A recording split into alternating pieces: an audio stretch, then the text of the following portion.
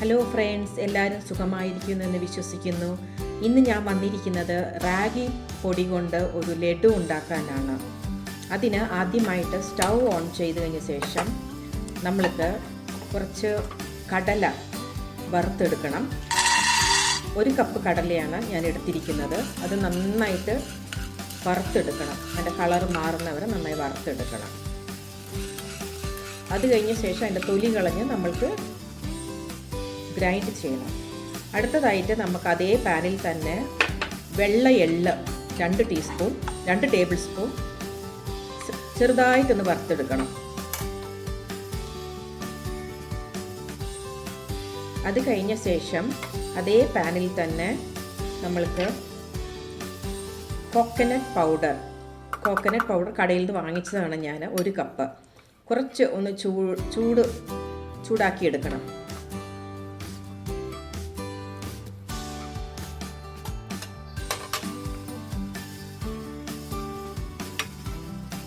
അത് കഴിഞ്ഞ ശേഷം അതേ പാനിൽ തന്നെ 1 ടേബിൾ സ്പൂൺ നെയ്യ് ഒഴിച്ച് അത് ചെറുതായിട്ടൊന്ന് ഉരുകി വരുന്ന സമയത്ത് നമുക്ക് അതിൽ 1 കപ്പ് റാഗി പൊടി അതിലിട്ട് നന്നായി ഒന്ന് വറുത്തെടുക്കണം.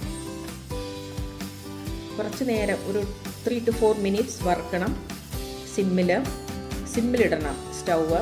കാരണം അതിൻ്റെ കളർ കുറച്ച് ചേഞ്ച് ആവണം. കളർ നല്ലോണം മാറി വരും. നെയ്യും റാഗിയും കൂടെ നന്നായി മിക്സ് ചെയ്ത് വരുന്ന സമയത്ത് അതിൻ്റെ കളർ കുറച്ച് മാറി വരും. ഇത്രയും നേരം നമ്മൾ വറുത്തെടുക്കണം. അത് കഴിഞ്ഞ ശേഷം ഞാൻ ഒരു നെയ്യ് ഒഴിച്ച ഒരു പാത്രത്തിൽ കുറച്ച് കാഷ്യൂനട്ട് വറുത്തെടുക്കുകയാണ്.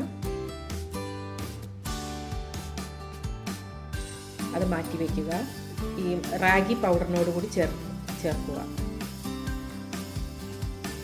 അത് കഴിഞ്ഞ ശേഷം കുറച്ച് നെയ്യ് ഒഴിച്ച് ശകലം നെയ്യ് ഒഴിച്ച് നമുക്ക് ഉണക്കമുന്തിരിങ്ങ റൈസിൻസ് അത് കുറച്ച് ഡീപ്പായിട്ട് വറുത്തെടുക്കുക.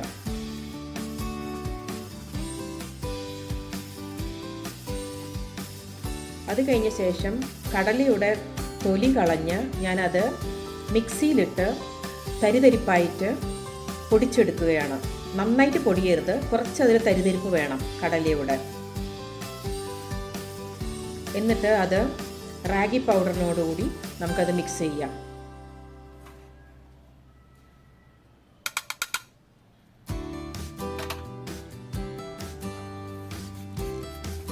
റാഗി പൗഡറിനോടുകൂടി കടല രണ്ടാമതും മിക്സ് ചെയ്തു. അടുത്തത് ഞാൻ ശർക്കര ഉരുക്കി വെച്ചിട്ടുണ്ടായിരുന്നു നേരത്തെ. അതിൽ നിന്ന് ഒരു 3/4 കപ്പ് തിക്ക് സിറപ്പാണത്.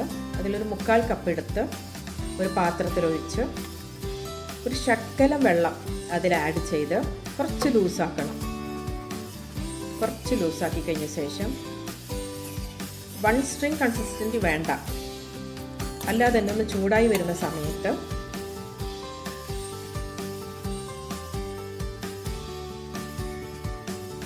നമ്മൾക്ക് റാഗിയുടെ മിക്സ്, റാഗി, കടല പൊടിച്ചത്, കാഷ്യൂനട്ട് എല്ലാം കൂടെ പൊടിച്ച് വെച്ചിരുന്നത് അതിലേക്ക് ചേർക്കുക.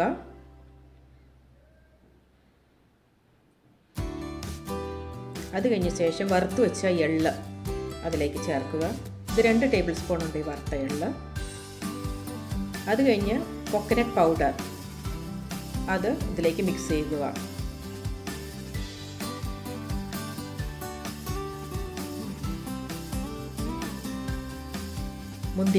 വറുത്ത മുന്തിരിങ്ങ ചേർക്കുക.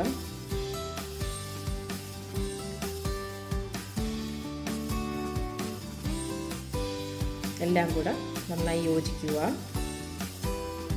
അത് കഴിഞ്ഞ ശേഷം കുറച്ച് ഏലക്ക പൗഡർ 1 ടീസ്പൂൺ അതിലേക്ക് ഇടുക. കുറച്ച് ഒരു ഉപ്പ്, ഒരു ടേസ്റ്റിന് വേണ്ടിയിട്ട് കുറച്ച് അത് ആഡ് ചെയ്യുക. എല്ലാം കൂടെ നന്നായി മിക്സ് ചെയ്യണം. ഇതുവരെ സ്റ്റൗ ഓഫ് ചെയ്തിട്ടില്ല ഞാൻ. നന്നായി മിക്സ് ചെയ്യണം. എല്ലാം കൂടെ നന്നായിട്ട് യോജിക്കണം. ആ ശർക്കരയുടെ ടേസ്റ്റും റാഗി പൗഡറും എല്ലാം നന്നായിട്ട് മിക്സ് ചെയ്ത് വരണം. വേണമെങ്കിൽ നമ്മൾക്ക് 1 ടീസ്പൂൺ കൂടെ നെയ്യ് ഒഴിച്ചു കൊടുക്കാം. ആവശ്യമെങ്കിൽ മാത്രം ഒഴിച്ചാൽ മതി. ഇത് വളരെ നാൾ നമുക്ക് സൂക്ഷിച്ച് വെക്കാം. അതിനാണ് ഞാൻ ഇത്രയും വറുത്തെടുക്കുന്നതെല്ലാം. കുട്ടികൾ വൈകുന്നേരം സ്കൂൾ വിട്ട് വരുമ്പോൾ നമുക്ക് ഇതിൽ നിന്ന് ഒരെണ്ണം എടുത്ത് കൊടുത്താൽ മതി. അവർക്ക് നല്ല പ്രോട്ടീൻ കിട്ടും, നല്ല ഹെൽത്തും കിട്ടും. നല്ല ഹെൽത്തി ഫുഡാണിത്. സ്റ്റൗ സ്വിച്ച് ഓഫ് ചെയ്തു. ഇനി കുറച്ച് നേരം തണുക്കാൻ വെക്കുക. കുറച്ച് തണുത്താൽ മതി, അധികം തണുക്കണ്ട. ചെറിയ ചൂടോടുകൂടി നമ്മളത് ഷേപ്പാക്കി എടുക്കുക. ഞാനത് ഉരുട്ടിയാണ് എടുക്കുന്നത്.